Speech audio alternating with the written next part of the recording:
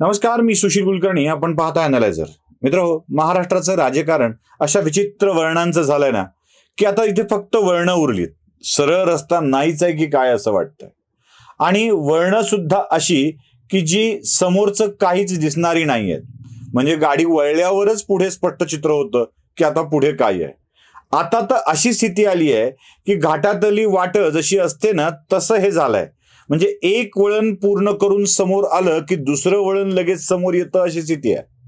2014 पासून महाराष्ट्राच्या राजकारणामध्ये अशी विचित्र वळणं येऊ लागलेली आहेत. या सगळ्या वळणांचा अंदाज घेत घेत राजकारणाकडे बघू लागल्यावरती आता पुढे काही वेगळं वळण येणार आहे का याचा अंदाज आपसूक येऊ लागलाय.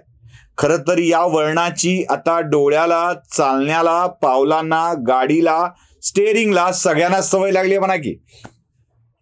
आतापर्यंत 2014ला अनपेक्षितरित्या भाजप आणि शिवसेना वेगवेगळे लढले. म्हणजे पहिला धक्का हा होता. जेव्हा सत्ता स्थापन करायची वेळ आली तेव्हा शिवसेनेनं विरोधी पक्षात बसायचं पसंत केलं. दुसरं वळण हे होतं. शिवसेना विरोधी पक्षात बसणार आहे असं कळल्याबरोबर राष्ट्रवादीनं पाठिंबा देऊन टाकला. तिसरं वळण हे होतं. पुढे शिवसेना भाजप सोबत सत्तेत सहभागी झाली. चौथं वळण होतं. शिवसेना सतत राजीनामे खिशात ठेवून फिरत होती. पुढचं वळण हे होतं. कशी बशी 5 वर्ष निघाली आणि भाजप शिवसेना युती यावेळेला झाली 19ला. पुढचं वळण हे होतं. युतीत लढल्यावर शिवसेनेनं पुन्हा वेगळा घरोबा करण्याचा निर्णय घेतला. त्याच्या पुढचं वळण होतं. सरकार पडलं, त्याच्या पुढचं वळण. शिवसेना फुटली, त्याच्या पुढचं वळण. भाजपचा मुख्यमंत्री झाला नाही, त्याच्या पुढचं वळण. अशी वळण वळण वळण वळण प्रचंड वाढलीत. आणि आता महाराष्ट्राच्या राजकारणामध्ये शिवसेनेच्या उबाठा गट, म्हणजे उबाठा गटच म्हणायला हवा, फक्त शिवसेनेचा नाही, उद्धव बाळासाहेब ठाकरे यांचा आता जो काही निर्माण होईल तो पक्ष, राष्ट्रवादी काँग्रेस पार्टी आणि काँग्रेस पार्टी यांची युती होईल असा अंदाज आहे. अर्थात उबाठासोबत आणखी काही पक्ष जोडून फ्रीमध्ये येतील. त्यात वंचित बहुजन आघाडी एक आहे, संभाजी ब्रिगेड एक आहे.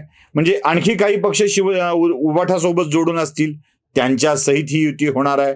भाजप आणि शिवसेना यांची परत नैसर्गिक युतीत होणार आहे. हे सगळं जरा डोळ्यासमोर चित्र असं येऊ लागलंय. पण थांबा, मी तुम्हाला वेगळं काही गणित मांडण्याचा प्रयत्न करतोय. आता रस्ताच वळणाचा झालाय. ती घाटातली वाट, मुरकते गिरकते काय तिचा थाट असं आहे ना. तर मुरकते गिरकते, मुरकत गिरकत घेणारं राजकारण जे वळण घेत आहे ना, ते वळण बघणं आवश्यक आहे. ढोबळ मानाने आता असं दिसतंय की उबाठा, एनसीपी, काँग्रेस, संभाजी ब्रिगेड, वंचित बहुजन आघाडी यांची एकत्रित येण्याची शक्यता आहे. ढोबळ मानानं असं दिसतंय.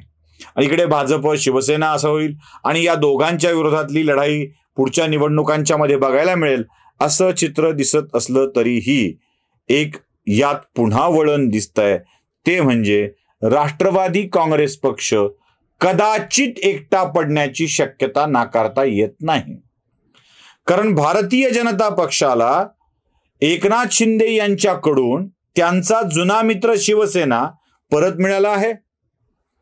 उद्धव बाळासाहेब ठाकरे यांच्या सोबत आता वंचित बहुजन आघाडी हा एक घटक आलेला आहे. संभाजी ब्रिगेड हा एक घटक आलेला आहे.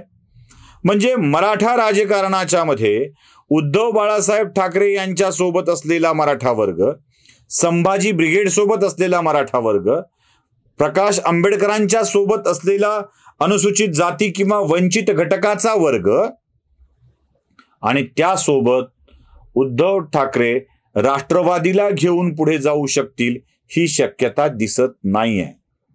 मी पुन्हा जेव्हा 2019ला हे सरकार सत्तेवरती महाविकास आघाडीचं आलं होतं त्यावेळेला दावा केला होता की 3 प्रमुख पक्षांना विधानसभेच्या जागांची 3 समान भागात वाटणी करून भागणार नाहीये. कारण 288 मोजून 300 पण नाही, तिघांना वाटायचे असतील तर 100 पण वाट्याला येणार नाहीत. म्हणजे अगदीच 96, 95, 96, 95, 96 अशा विधानसभेच्या जागा प्रत्येकाला घ्याव्या लागतील आणि आपल्या मित्रपक्षांना काही जागा बहाल कराव्या लागतील. म्हणजे आता उबाठाकडे वंचित बहुजन आघाडीला काही जागा द्याव्या लागणार आहेत, संभाजी ब्रिगेडला काही जागा द्याव्या लागणार आहेत, काँग्रेसकडे त्यांची काही मित्रपक्ष आहेत, त्यांना जागा द्याव्या लागणार आहेत. यात सेफ गेम राष्ट्रवादीचा आहे. म्हणजे राष्ट्रवादीनं आपले पक्ष हे आपल्या मित्रपक्षाच्या बोकांडी टाकून दिलेले आहेत. म्हणजे राष्ट्रवादीला ज्या काही 50-95 जागा मिळतील त्या राष्ट्रवादी हा या तिघांच्या मधला सिंगल लार्जेस्ट असेल लढवणारा, आणि आल्यावर सुद्धा सिंगल लार्जेस्ट असेल. कारण बाकी मित्रपक्ष काँग्रेसचे आणि उद्धव बाळासाहेब ठाकरे यांचे. हे गणित कदाचित पुढच्या राजकारणामध्ये अडचणीचं ठरू शकतं. आता उद्धव बाळासाहेब ठाकरे यांना ही गोष्ट लक्षात आलेली आहे की राष्ट्रवादी सोबत आपण गेल्यानं जागांचं नुकसान होणार आहे. उलट मुंबई सारख्या शहरामध्ये शरद पवारांनाच बळ देण्याची प्रक्रिया होणार आहे. म्हणजे मुंबईत राष्ट्रवादी काँग्रेसचं अस्तित्व काय? पक्षाचं नाव राष्ट्रवादी असलं तरी तो पश्चिम महाराष्ट्रवादी आहे. ना विदर्भात ताकद आहे, ना मराठवाड्यात फारशी ताकद आहे. मराठवाड्यात फारशी ताकद आहे. पश्चिम महाराष्ट्र हा गड आहे. आणि मुंबईमध्ये आता नवी मुंबई सुद्धा उरलेला नाहीये गणेश नाईक निघून गेल्यापासून. ठाण्यात सुद्धा ते कळवा मुंब्रा आव्हाड.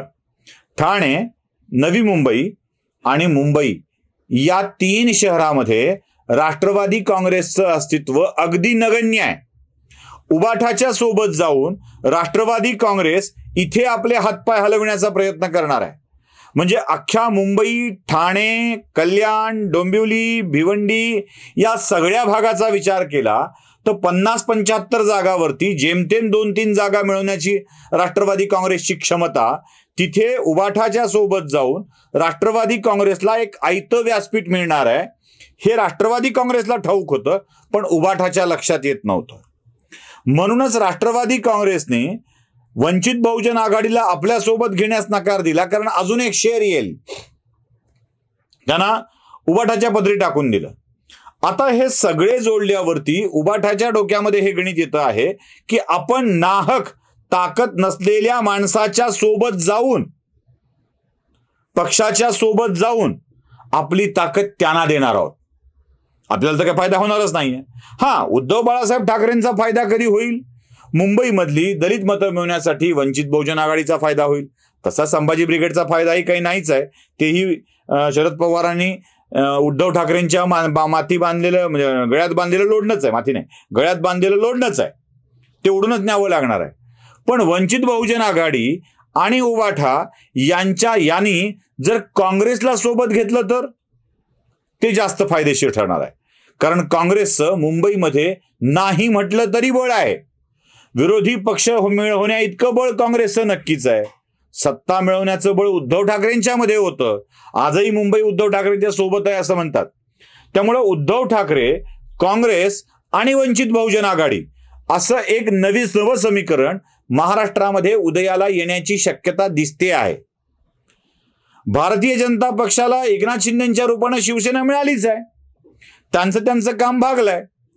आता मनसे हा एक तटस्थ फॅक्टर आहे, ज्याला बळ देऊन उभं केलं तर उद्धव ठाकरेंचं नुकसान होणार आहे. त्यामुळे राष्ट्रवादी काँग्रेस पक्ष भविष्यातील राजकारणामध्ये एकटा पडण्याची शक्यता हे लक्षात घ्या. आणि जे काही आदळापट उचलपटक चालली आहे ना, ती त्यासाठीच चालली आहे. राष्ट्रवादी काँग्रेस पक्ष आता एकटा पडू लागला तर कदाचित राष्ट्रवादी काँग्रेस पक्षच उद्धव बाळासाहेब ठाकरे यांच्या पक्षातल्या उरलेल्या लोकांना आपल्याकडे घेण्याची शक्यता आहे. आता उदाहरण म्हणून म्हणाल कोण उरलंय जाईल असं म्हणाल तर विश्वप्रवक्ते तर थेट पवारांचे माणूस आहेतच. म्हणजे त्याला आपल्याला काही वेगळं प्रश्नचिन्ह लावण्याची गरज नाहीये. भास्कर जाधव जा ये करतातच. त्यामुळं तेही तिकडं टुणुक्कन उडी मारून जायला काही त्यांना हरकत नाहीये. त्यामुळं उरलेल्या उद्धव ठाकरे गटाला सुद्धा फटका देऊन शरद पवार आपलं बळ उभा करतील हे स्पष्टपणे समोर दिसत आहे. त्यामुळे या वळणावळणाच्या राजकारणामध्ये अजून एक वळण असं दिसणार आहे की भाजप शिवसेना, उद्धव बाळासाहेब ठाकरे काँग्रेस वंचित बहुजन आघाडी अशी दुसरी युती आणि शरद पवार ही तिसरी स्वतंत्र, अशा 3 शक्ती वेगवेगळ्या स्वरूपात लढण्याची शक्यता मला तरी दिसते आहे. तुम्हाला काय वाटतं नक्की कळवा. लाईक, शेअर आणि सबस्क्राईब करायला विसरू नका. धन्यवाद.